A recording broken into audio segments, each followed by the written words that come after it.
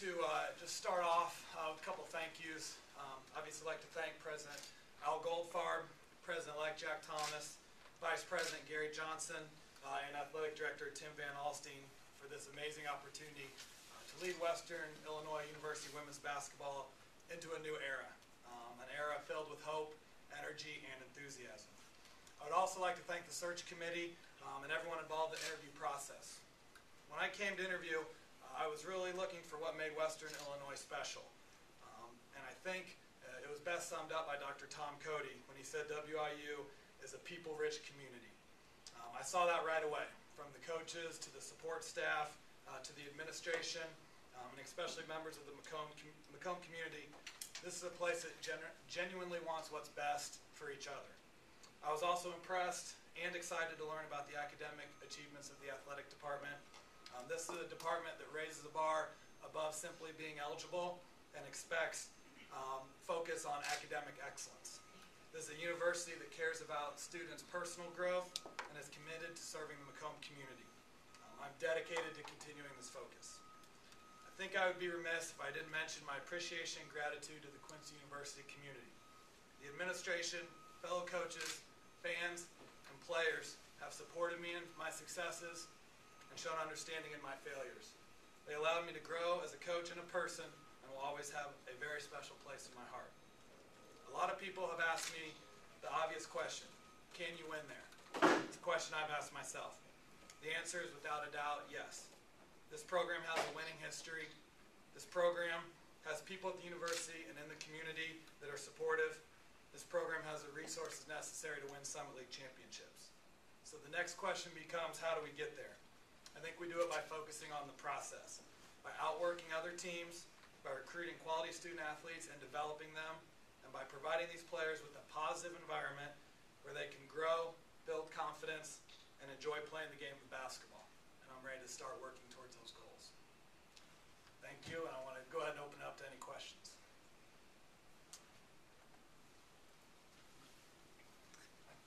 Don't all jump at once. Have you done any work yet? Excuse me? Have you done any work yet? Absolutely.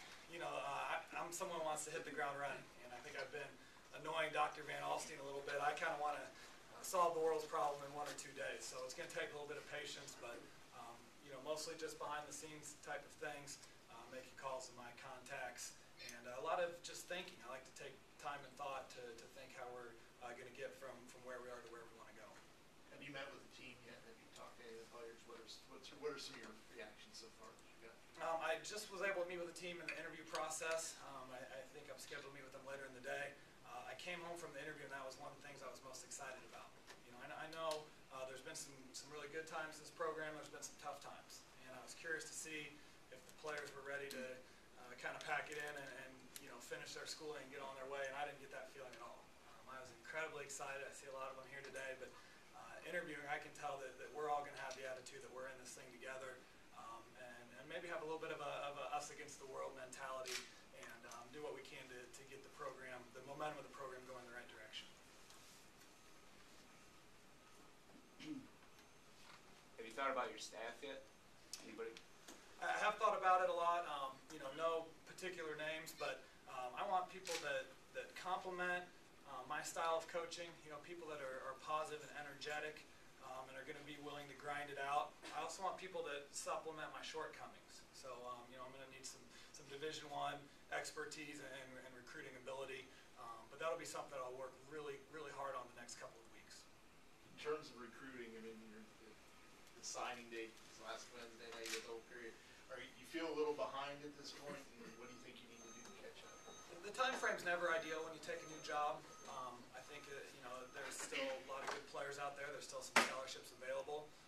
You know, I'm mostly excited about coaching the players we have in the program, but you know, if we're able to sneak out a couple players here late in the game that are the right fit for the university, then we're going to look to do that. And that's something I'm going to be also working hard for in the next 3 or 4 weeks.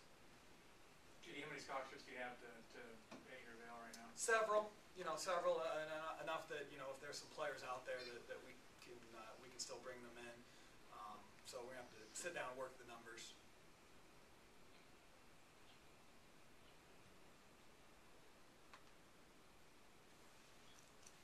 Either you or Dr. Van Alstein, length of contract? We haven't discussed it as yet, but we certainly give him enough time to accomplish the goals and expectations that we have. 6 months, probably. What about the challenge, Jake? What about, you stepped into a pretty good situation at Quincy and were able to win rather easily. Do you see this as a year or two, or, what do you see this as a process of you trying to get back on track here? I think it is a challenge. I think the immediate goal is, like I mentioned, getting the momentum going in the right direction. We, of course, pretty new to this university, so I want to sit down and kind of assess where we are. But I've been in a situation somewhat similar to this, a much tougher situation. My first college job at McPherson College. I've been there before of having to, like I talked about, grind it out. We've got to be willing to put it all on the line and know that there may be a chance that we'll still have some failure. But I think, having that adversity is what can really make us a special team. You had a lot of success at Quincy University and stuff, and you come into a situation now. What you learn at Quincy, what's step one to help you get moving here? I think making contact and developing relationships is number one. There's a lot of things I have to do as far as work. We talked about, building the staff, recruiting, scheduling, those sorts of things. But I think building relationships, with the fellow coaches here, kind of learning how they do things, building relationships in the community, and then getting to know the players. I talk to them in the interview process. Their goal is to get better immediately. And I think those are things that you've got to do, hit the ground running. I want to make a good connection with the alumni. That's something I think I could have done a better job at Quincy. And again, I know this program has some rich history, and I want to connect to that and try to learn from that as well. Do you plan on keeping up your quota of throwing your coat during games? Is that going to be? Depends on how they keep the temperature in the arena. If it's hot, I may ask the official to blow a call so I can throw my coat. You talk about wanting to be, you're someone who wants to get things done right away. How important is it to balance that with the patience of having to build a program? I think that's extremely important. And both Coach Molinari gave me some good advice there. Marty Bell about not jumping into things. We don't want to just use scholarships because we have them and have someone we're not committed to for the next 4 years. Same thing with staff. We don't want to just jump into hiring a staff. So we have to kind of find that balance of doing things as quickly as we can, but also making great decisions.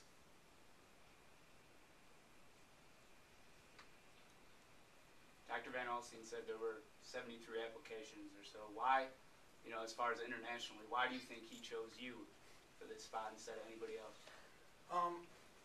I think there's a lot of things I brought to the table from a regional perspective. And I think Western Illinois as a university, draws most of their kids from, not a very small radius, but mostly from the Midwest. And I also think I was the right fit for this program just because of my coaching style. And I think there's lots of different ways to skin a cat for coaches. I think my style of really being positive and constructive and also playing a little bit fast-paced basketball may have kind of supplemented some things that we saw, or that Dr. Van Alstein may have saw of issues in the program that he wanted to move forward with. How difficult was the decision? That's a great question. The decision itself was easy. There was really no doubt in my mind if I was offered the job that I would turn it down. The leaving was incredibly difficult. I would say heart-wrenching. So it's kind of, it's both sides. It was something that was an easy decision, but at the same time it was the hardest thing I've ever done in my life. The Quincy community and especially the players are like family to me. And it was kind of neat, as I told them, they were proud. They were proud like I was their older brother and I had achieved something. So it was tough, but easy at the same time.